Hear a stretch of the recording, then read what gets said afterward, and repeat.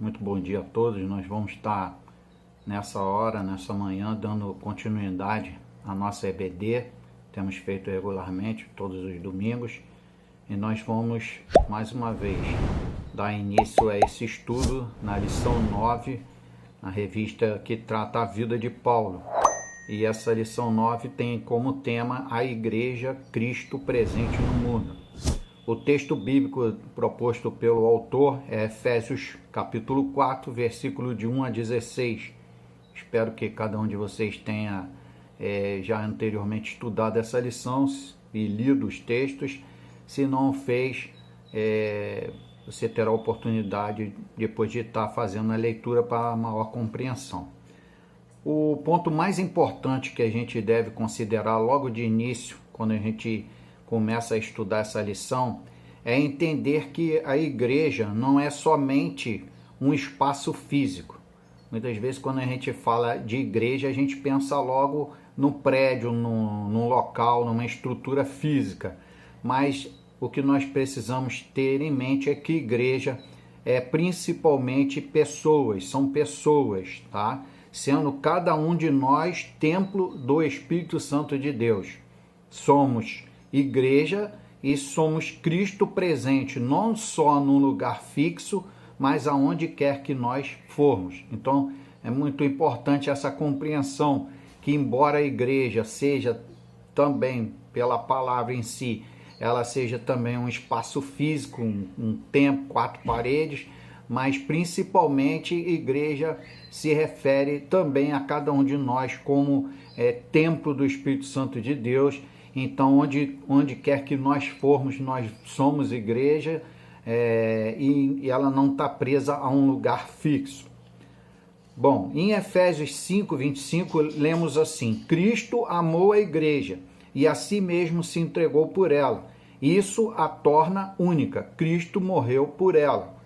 Mais uma vez aqui nesse texto nós vemos que a igreja, ou seja, Cristo morreu por quem? Por cada um de nós. Não simplesmente por um espaço físico, mas por cada um de nós que somos igreja. Representamos Cristo aonde quer que nós formos e por isso nós somos templos do Espírito Santo. Somos essa igreja militante, ok? A visão de Paulo, ela vai nos ajudar muito a entender, dentro da visão dele, o que é igreja, porque Paulo, como todo mundo sabe, ele foi anteriormente, antes da sua conversão, quando ele ainda se chamava Saulo, ele foi um grande perseguidor dos cristãos, ele foi um grande perseguidor da igreja. Então, a partir dessa experiência que Paulo teve, nós vamos entender bem o que é igreja. Então, ele passou de um perseguidor para um apaixonado pela igreja. Então, vamos estar estudando nessa lição aí, segundo a ótica de Paulo e, claro, pautado na Bíblia, correto? O primeiro ponto que o autor destaca é o que é igreja. O termo grego é eclésia e, na maior parte, indica uma congregação local de cristãos. Paulo e os demais escritores do Novo Testamento nunca usam um termo como nós costumamos usar. Ou seja, nós normalmente quando a gente fala igreja, eu vou à igreja, estou congregando em tal igreja, nós normalmente nos referimos a um prédio, uma denominação, um ajuntamento de igrejas ou uma instituição. Mas com o tempo, o termo passou a ter esses sentidos, mas no Novo Testamento, igreja é gente, é povo. A igreja que Jesus compôs se compõe de pessoas, não de prédios ou instituições. É um grupo reunido em nome de Deus por causa da fé em Jesus Cristo. Então, basicamente, antigamente, lá no Antigo Testamento, a igreja tinha-se esse conceito de prédio, né? Uma denominação, um ajuntamento, mas com o passar do tempo, no Novo Testamento, passou-se a ter a ideia de que igreja seja gente, povo, e não só a estrutura física. E isso fica bem claro quando a gente percebe que Jesus, essa igreja que Jesus comprou, se compõe de pessoas, não de prédio ou instituições. Então a igreja é o quê? Reafirmando isso aqui, é um grupo reunido em nome de Deus por causa da fé em Jesus Cristo. O ponto 2 trata da dimensão universal da igreja. O que seria isso, essa dimensão universal da igreja? Vamos ler 2 textos que vai deixar bem claro o que significa isso. Em Efésios 1, 22 e 23, eu vou estar lendo numa linguagem de hoje, que fica mais fácil para nós entendermos, e diz assim: Deus colocou todas as coisas debaixo da autoridade de Cristo, e deu Cristo à igreja como o único Senhor de tudo. A igreja é o corpo de Cristo. Olha aí, a igreja é o corpo de Cristo. Ela completa Cristo, o qual completa todas as coisas em todos os lugares. Então note, em todos os lugares, dá a ideia o quê? De universalidade. Em qualquer lugar, dá a ideia de universal. Então a gente vê através desse texto aqui, bem explicado, a universalidade da igreja.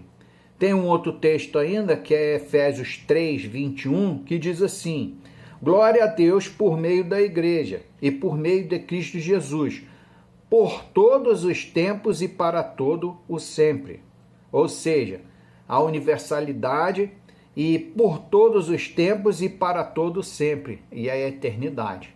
Então isso aqui dá a dimensão universal da igreja.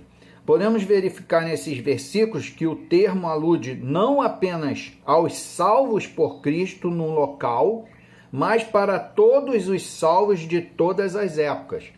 Então, quando nós lemos esses 2 versículos, no capítulo de Efésios 1 e Efésios 3, nós vemos tanto que ela é para todos, como para todas as épocas. Então, a universalidade da igreja, a dimensão universal da igreja.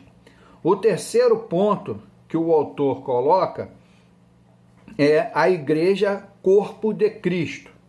Em Efésios 4, de 1 a 16, que é o texto base da lição, e eu mais uma vez eu recomendo que cada um de vocês, se não leram ainda, que leiam para entender o que a gente está falando com mais clareza, diz que a eclésia, ou seja, a igreja, ela é mostrada como corpo. A figura mostra a interdependência e complementaridade dos crentes e das eclésias. Num corpo, os membros dependem um dos outros e se completam. A igreja é um grupo de pessoas que deve viver em solidariedade. Nem as pessoas, nem as igrejas devem se isolar uma das outras. É interessante fazer essa comparação com o corpo, e se você for ler lá os textos, você vai ver isso, porque se você pensar num corpo, cada parte do corpo, ele é importante. Ainda que muitas vezes nós pensamos que não tenha tanta importância, mas perde um pedacinho do corpo para você ver a diferença que vai fazer. De repente você está lá, tem aí 10 dedos na mão, né? Aí perde um, você já vai ver a dificuldade que é ficar sem esse membro. Isso vai fazer uma diferença. É claro que existem uns mais importantes, outros nem tão importantes, que dá para ficar sem, mas vai ter que ter um processo de readaptação. Então isso mostra justamente o que nós falamos, essa interdependência, quando um depende do outro, essa complementaridade, que é o que? Um complementa o outro, um ajuda o outro. Então a igreja é isso, quando ela faz essa comparação com o corpo e usa o corpo como um comparativo, é justamente para dar essa ideia da interdependência, ou seja, cada um dependendo do outro, né? O pulmão precisa do coração e vice-versa, os dois precisam um do outro, assim como o rim, e por aí vai. Então cada um tem essa interdependência, necessita que cada um funcione para que o todo tenha um funcionamento correto.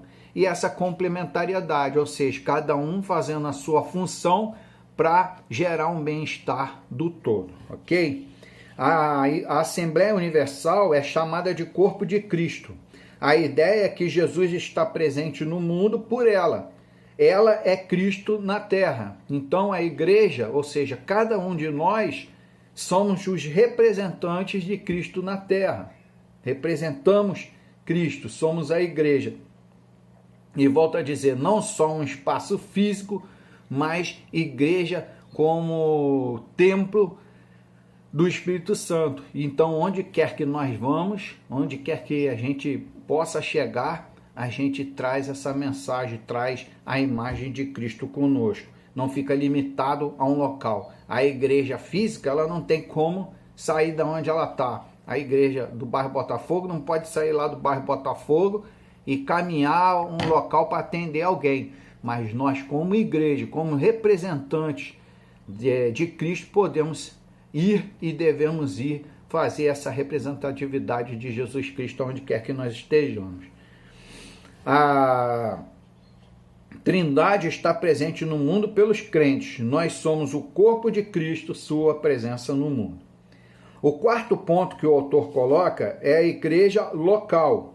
Corpo de Cristo num lugar específico. Aí sim a igreja física, a igreja num local específico.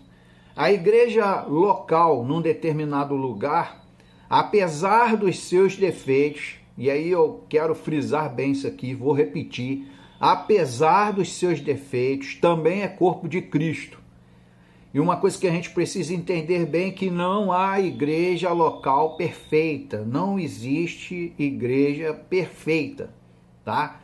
Às vezes algum irmão se aborrece, se entristece com alguma coisa, não concorda com alguma coisa. Ah, vou sair dessa igreja porque estou chateado, não tá legal. Aí vai para outra e pode acontecer de também numa outra igreja também acontecer alguma dificuldade, porque nós somos seres humanos, ainda não estamos totalmente transformados, glorificados, né? Não estamos totalmente santificados para que nós possamos alcançar essa perfeição.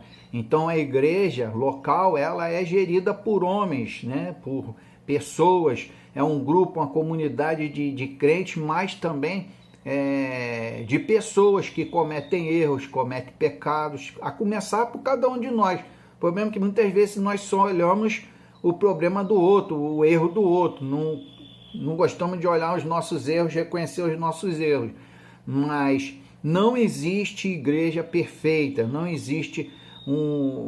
há uma igreja local perfeita.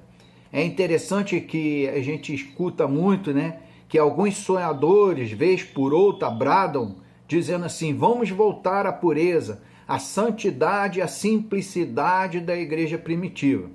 Porém, todas as epístolas foram escritas para sanar problemas das igrejas. Se você for ler as cartas dirigidas às igrejas e cartas, inclusive de Paulo, você vai ver muitos problemas que existiam na igreja.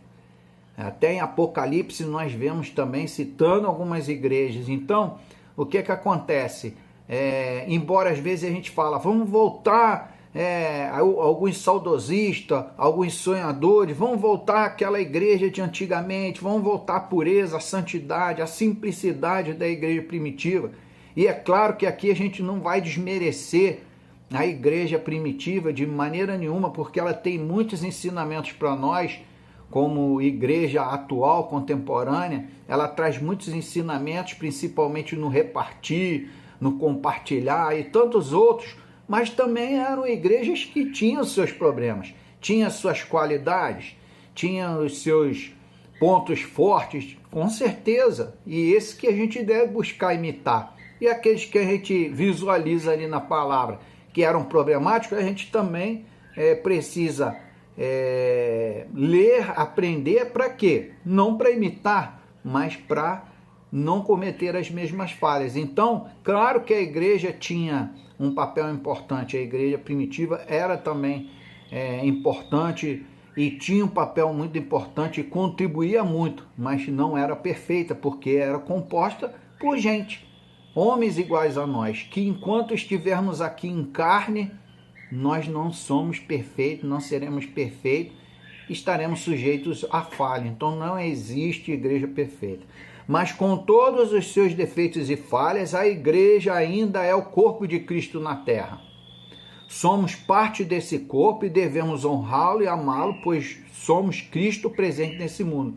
Então, mesmo ainda a igreja com defeitos e falhas, mesmo com toda essa problemática, ela é o corpo de Cristo aqui na terra. Ela foi instituída por Deus, foi criada por Deus.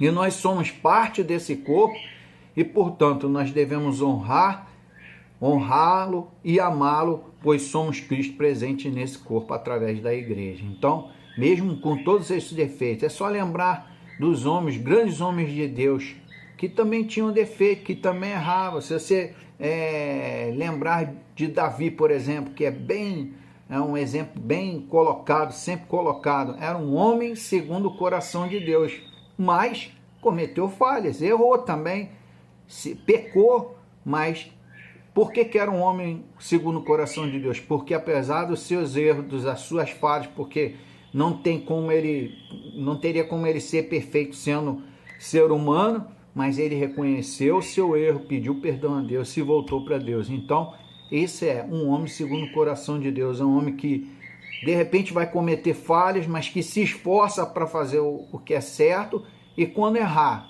vai pedir perdão a Deus. Amém? Quinto ponto, igrejas cooperativas e solidárias. Aqui está um exemplo positivo da igreja primitiva. A igreja primitiva, ela é bastante conhecida pela sua cooperação, pela sua solidariedade. Eles se ajudavam mutuamente. Quem tinha recurso vendia para ajudar quem não tinha recurso. Então, esse é um exemplo bem forte. Depois vocês podem ler o texto de 2 Coríntios 8, 4 e Gálatas 2, de 9 a 10, como confirmação disso que eu estou falando. Procurar um modelo de organização eclesiástica nas cartas paulinas pode nos frutar, mas o espírito de relacionamento deve ser imitado. Então, quando a gente lê as cartas de Paulo, se nós ficarmos procurando uma organização eclesiástica, um sistema organizacional, nós vamos ficar frustrados, porque não vamos encontrar isso. Mas vamos encontrar o quê? Um espírito de relacionamento. E que espírito é esse? Um governo próprio, cooperação, relacionamento solidário, contribuição aos necessitados, inclusive entre igrejas, e visão de um todo, e não apenas da igreja local, mas de toda a comunidade, de todas as comunidades de igreja. Ponto 6. Uma ideia fantástica. Da onde surgiu a igreja? Quem criou a igreja? Claro, a igreja nasceu idealmente na eternidade, na mente de Deus, é claro. Entrou na história pela pessoa mais fantástica que já viveu, que é Jesus Cristo, e quando a história acabar, na meta-história, não haverá família, mas haverá igreja, porque haverá Deus. A igreja é dele, é de Deus. O evento igreja é maior que o evento família. A igreja é a menina dos olhos de Jesus que morreu por ela. Amém? Para nós finalizarmos, eu queria destacar no finalzinho aqui, quando o autor coloca para pensar e agir, ele traz 3 tópicos que eu acho que resume tudo que nós falamos até agora e que é de suma importância que realmente que cada um de nós possamos estar pensando, não só pensando estudando a teoria, mas colocando em prática, que é, primeiro ponto diz assim, a igreja é de Cristo. Não queira ser dono dela. Não aceite donos humanos da igreja. Ela pertence a Cristo. Somos parte dela. Cuidamos dela e devemos honrá-la. O segundo ponto, seja feliz em ser igreja. É o maior privilégio que alguém pode ter. ser a igreja de Jesus, salvo por ele. E em terceiro, ame sua igreja com paixão, doe-se. Amém? Que Deus possa continuar te abençoando e completando essa palavra no seu coração.